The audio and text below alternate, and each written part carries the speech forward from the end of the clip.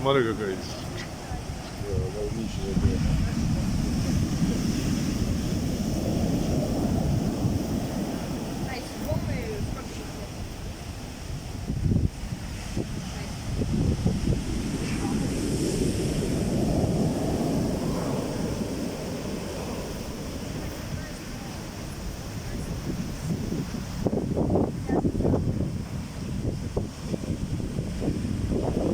Да.